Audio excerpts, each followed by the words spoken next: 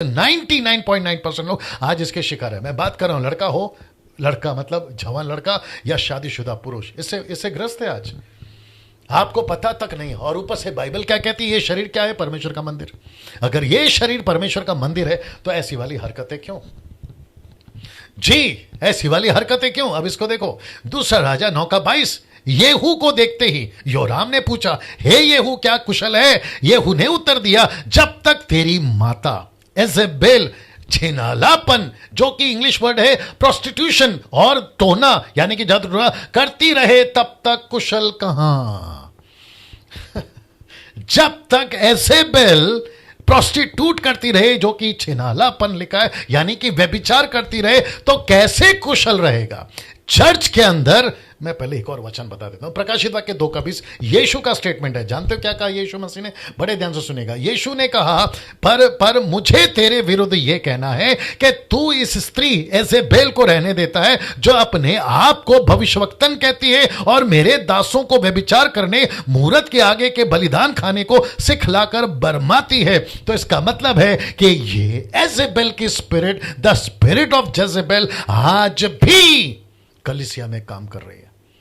आज भी कलीसिया में देखो आप, ये आपके मोबाइल फोन में है, ये आपके लैपटॉप में है, ये आपके टीवी टेलीविजन में है, ये आपके इंडियन आइडल में है, ये आपका इंटरटेनमेंट प्रोग्राम में है, ये आपके बिग बॉस में है, ये आपकी गर्लफ्रेंड में है, ये आपके बॉयफ्रेंड में है। ये एक ऐसी स्पिरिट है जिसको कहते हैं द स्पिरिट ऑफ जेजेबेल।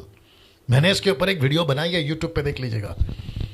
आप सोच नहीं सकते हैं ये स्पिरिट किस लेवल पर काम कर रही है। इसलिए तो लेखक कहता है, एक भाई हैं जिन्होंने फेसबुक पे ये वचन डाला, मैं उनको थैंक यू कहता हूं, वहां से मैंने उसको उठाया। कहते हैं कि जब तक ये एजेबेल जिंदा है, कहां से कुशल रहेगा? कहां से कुशल रहेगा? कैसे ठीक चलेगा? कैसे ठीक चलेगा? वापस इसको रख रहा हूं मैं आपके बीच में, द स्पिरिट ऑफ जेजेबेल। मैं आपको बताऊं क्या हालत है आज मसीहों की, नॉट अविश्वासियों की, मसीहों की। आप सोच नहीं सकते हैं, दुनिया भर के लोगों से, चाहे कोई भी धर्म के हो, रात दिन वो सब करवाती है जो अकेले में होता है। ये एजेबेल स्पिरिट ये सब करवाती है। इसलिए मैंने लिखा द स्पिरिट ऑफ जेजेबेल। मैंने बीच में प्रचार किया था, मुझे याद नहीं आ रहा कब किया था। मैंने पूछा था कि पास्टर तुम्हारी आंखें कैसी है जब तुम किसी लड़की को, औरत को देखते हो? मैंने पूछा था कि जवान लड़का जो तुम वर्शिप लीड कर रहे हो, माइक पकड़कर चर्च के कांग्रेगेशन के सामने, तुम्हारी नजरें कैसी है जब तुम किसी लड़की औरत को देखते हो? गले के नीचे आप समझ गए होंगे, क्या गले के नीचे तुम्हारी नजर जा रही है? और अगर जा रही है तो तुम स्पिरिट में हो। जब तुम किसी औरत से बात करते हो फोन के ऊपर, तो तुम कैसे बात करते हो? यह स्पिरिट काम कर रही होती है। मुझे वो रेफरेंस याद नहीं आ रहा जहां पौलुस कहता है कि तुम्हारे मुंह से गंदी बात ना निकले, गाली ना निकले, गंदी बात ना निकले। आई थिंक गलती है एफिसियों की किताब में, रेफरेंस याद नहीं आ रहा। इसका मतलब क्या है? पौलुस को पता था कि ऐसा दिन आएंगे जहां कलीसिया में ऐसी चीजें चलेगी। एक और कॉमन चीज हो गई आजकल, कॉमन मतलब अरे चलता है ऐसा वाली बात है। वो पता है क्या है? उसको कहते हैं नॉनवेज जोक्स। नॉनवेज जोक समझते हैं आप? डबल मीनिंग की बातें, नॉनवेज जोक्स पता है आपको? ऐसी बातें मसीही लोग और खास करके जवान लोगों में ये कॉमन हो गया है। अरे यार चलता है। अगर कोई करेक्शन करे तो क्या कहते हैं मालूम है? हाँ तू बड़ा पवित्र है, अरे तू बड़ा आत्मिक है। ऐसी बातें करते हैं, शर्म आनी चाहिए आप लोगों को। ऐसी हरकतें करते हो तो शर्म आनी चाहिए। पास्टर्स लोग के बीच में कॉमेंट चलता है, और वो भी नॉनवेज जोक टाइप के, डबल मीनिंग की बातें। और खुद को तुम सेवक कहते हो, संडे के दिन पुलपिट पे खड़े होकर सफेद कपड़ा पहन लेने से तुम अपनी पवित्रता दिखाते हो, फिर बाकी मंडे टू सैटरडे क्या करते हो जी? ये सारी चीजें आज आपके बीच में मैंने रखने के लिए तय किया कि ये जो स्पिरिट है ना, ये बड़े जोरों से काम करे पूरी दुनिया में। ये किसी को नहीं बख्श रही, ये किसी को नहीं बख्श रही। इसलिए तो लिखा है ना कि जब तक ये जिंदा है, ये देख लो, जब तक ये जिंदा है कुशल कहां? जब तक ये स्पिरिट है कुशल कहां? अगर आप लोग जूझ रहे हैं आज, मैं चाहता हूं कि इसके ऊपर ओवरकम करो। पहला योना 5वां अध्याय लिखा है, संसार पर कौन विजय पाएगा? संसार पर वो विजय पाएगा जिसके अंदर यीशु है। ऐसा लिखा है वहां पर, ऐसा लिखा है वहां पर। हम विजय पा सकते हैं संसार पर, हम इस औरत के ऊपर और इसके स्पिरिट पर विजय पा सकते हैं। हम आपको बता दें, उल्टा सीधा वीडियो देखने से हम विजय पा सकते हैं, क्योंकि आपके अंदर जो है उससे कई लाख गुना बड़ा है जो बाहर है। Can you believe this? मैं आप सभी को ओपन चैलेंज देता हूं, अपनी जिंदगी को पवित्रता में जी के बताइए। आज ये प्रचार कर रहा हूं, मुझ जैसे 10 आज प्रचार कर रहे हैं, या कल तक करेंगे, परसों तक करेंगे, 1 साल करेंगे, 2 साल करेंगे, लेकिन आपको नहीं पता कि किस इससे भी भयंकर दिन आने वाले, आजकल आने वाले दिनों में भयंकर दिन सड़कों पे दिखेगा आपको। जो बंद कमरे में दिखता था ना, वो आपको सड़कों पर दिखेगा। गे शादी लीगलाइज हो गई है, लेस्बियन शादी लीगलाइज हो गई है। आपको नहीं पता है कि एक ऐसा कंट्री है, अगर मैं गलत हूं तो मेरे को ठीक कर देना, ब्राजील एक ऐसा कंट्री है जहां पे लड़की जैसे ही 18 साल की होती है, उसका बाप उससे शादी कर सकता है। Can you believe this?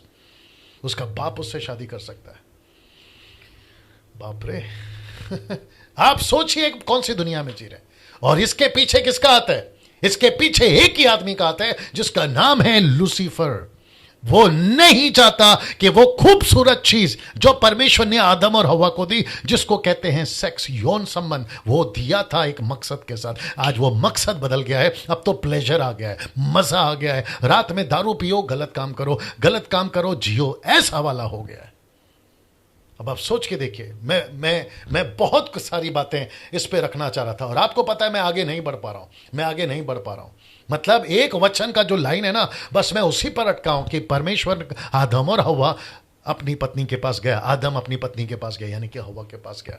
वो एक शब्द जो पास गया, यानी कि संबंध, इंटरमसी या इंटरकोर्स, इंटरमसी नहीं, इंटरकोर्स, रिलेशनशिप पत्नी के साथ में, वो ठीक था, वो सही है, वो पवित्र था, वो अच्छा है, वो लीगल है, परमेश्वर की मर्जी पे था। लेकिन उसके बाद जो भी घटता है, जो भी हो रहा है आज भी, सब गलत है। मैं वापस कहता हूं, शादी के पहले, यहां तक कि मंगनी हो गई है ना आपकी, आपका एंगेजमेंट हो गया ना, उसके बावजूद मैं कहना चाहता हूं कि आपको वेट करना होगा, आपको शादी तक का वेट करना होगा। कैसे बताऊं मैं आपको, इतना कॉमन है ना ये चीजें आजकल। सेक्स इतना कॉमन हो गया है, आप सोच भी नहीं सकते। स्कूल में, कॉलेजेस में, सड़कों पर, शॉपिंग मॉल में, घर पर। मुझे किसी ने बोला, मैं ये बताकर ख़त्म कर देता हूँ क्योंकि 9 बज गए हैं। मुझे किसी ने कहा, बोला पास्टर डैनियल ये सब बड़े बड़े शहरों में होता है, गांव में नहीं होता। मैंने बोला जितना गंदा काम गांव में होता है ना, उससे बड़ा तो और कहीं नहीं होता। बोला वो कैसे? मैंने कहा कि शहर में अगर आप कुछ भी करोगे ना तो फट से पता चल जाता है, क्योंकि शहर के लोग बहुत स्मार्ट हैं और सब चीज़ें सबकी नज़र रहती है। गांव में किसको पता क्या कर रहे हैं आप? और मैंने ऐसे ऐसे किस्से सुने, मैं अभी सबकी गिनती एक साथ नहीं कर रहा हूं, ये भी याद रखो। ऐसे ऐसे किस्से सुने हैं कि बहू ससुर के साथ, ससुर बहू के साथ, देवर भाभी के साथ, भाभी देवर के साथ। अब आप सोचिए, गांव की बात कर रहा हूं। पेड़ के पीछे क्या कर रहे किसको पता, पहाड़ के पीछे क्या कर रहे किसको पता, घर में सब बाहर गए, आप घर में अकेली, आप है ना सोचिए आप। बाप रे, मैंने बीच में कहा था, मेरे को एक कॉल आया बहन का, वो कहते हैं कि पास्टर डैनियल मेरी गवाही अद्भुत है। मैंने बोला कैसे? वो कहती है कि मैं पहले अविश्वासी थी, मैंने प्रभु को जाना, लेकिन मेरा पति मेरे साथ में नहीं है, हमारा डिवोर्स हो गया। मैंने बोला वो कैसे? वो कहता है कि जब मैं अविश्वासी थी, मेरा पति मेरे दोस्तों को मुझे सौंप रहा था कि जाकर आओ, एंजॉय करके आओ, दोस्तों को। Can you believe this? अब आप सोच के देखिए किस लेवल तक कोरोना वायरस के 4 कारण क्यों आया। मैंने कल भी बताया, आज भी बता रहा हूं। मैंने उसमें कहा था, बॉस की मैडम यानी कि पत्नी ड्राइवर के साथ, सेक्रेटरी के साथ, अब सोचिए, यहां तक कि बॉस मेड के साथ, जो नौकरानी है उनके साथ। अब आप सोच के देखिए, लिफ्टमैन के साथ, वॉचमैन के साथ। Can you believe this? School के बच्चे अपने प्रिंसिपल के साथ, स्कूल के टीचर के साथ, इस लेवल तक चला गया ये यौन संबंध। अब आप अंदाजा लगाइए कि कितना फूक फूक कर कदम रखना है इस दुनिया में, कैसे जीना है। आंखों को कितना कंट्रोल करना होगा, दिमाग को कितना कंट्रोल करना होगा, यहां पे सोच को कितना कंट्रोल करना होगा। जब आप टीवी पे कुछ चीजें देखते हैं, किसी को आधे कपड़े में देखते हैं, तो आपका दिमाग को कितना कंट्रोल करना होगा। ये सारी चीजों का प्रैक्टिस आपको करना पड़ेगा, क्योंकि इस दुनिया में हम जी रहे। इसलिए मैंने कहा था ना संडे को, दिन बुरे हैं। मैंने क्यों कहा था? फिर यही तो वजह है।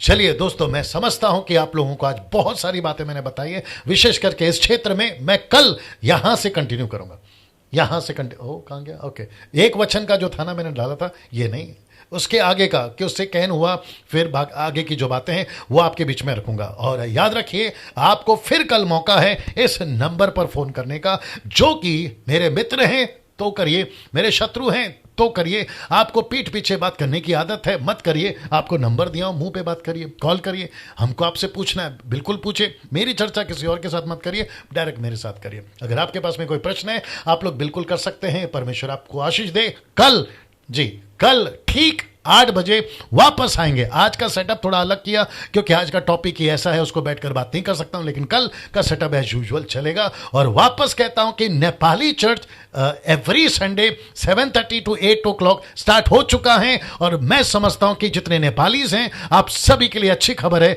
कि आपके लिए अद्भुत वर्शिप होगी। नेपाली में एक बहन है, बहुत अच्छा गाती है वो, आपके बीच में वर्शिप होगी और मैसेज होगा। प्रभु आपको आशीष दे। कल ठीक 8 बजे फिर मुलाकात होगी। अपना ख्याल रखिएगा। जय मसीह।